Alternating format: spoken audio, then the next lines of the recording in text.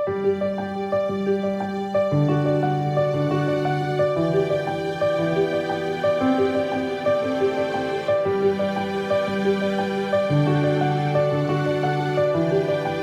another light I like using a lot of the time is an in-ground light. So if you can see here, we're right in the grass. So the last thing I want is a light that's sticking up out of the grass that I've got to go and I've got to trim around and mow around, and kids are gonna kick it with a soccer ball and everything. That's the last thing I want, because that's just asking for a broken light.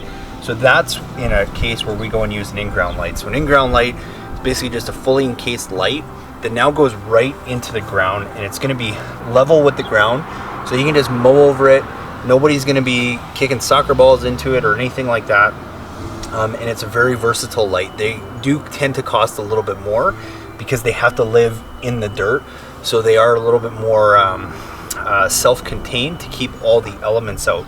And something we've done with this one, and you can do this, doesn't have to just be an in-ground light, any accent light, but we put a frosted filter on this. So a frosted filter, basically all it is, it's a little glass piece that all it does is it softens that light out. And why we're using it in an area like this is we've got this nice brick wall that we'd be crazy not to highlight, but I don't want this big heavy hot spot. I don't need to throw a bunch of light at it. I just kind of want to graze the side of it. So that's why we've thrown a frosted lens in here. And anytime you want to do that and just soften that light a little bit, again, you know, maybe you've got some trees that you've accented with some uplights, but they're maybe just a little bit too bright and you want to soften that light a little bit.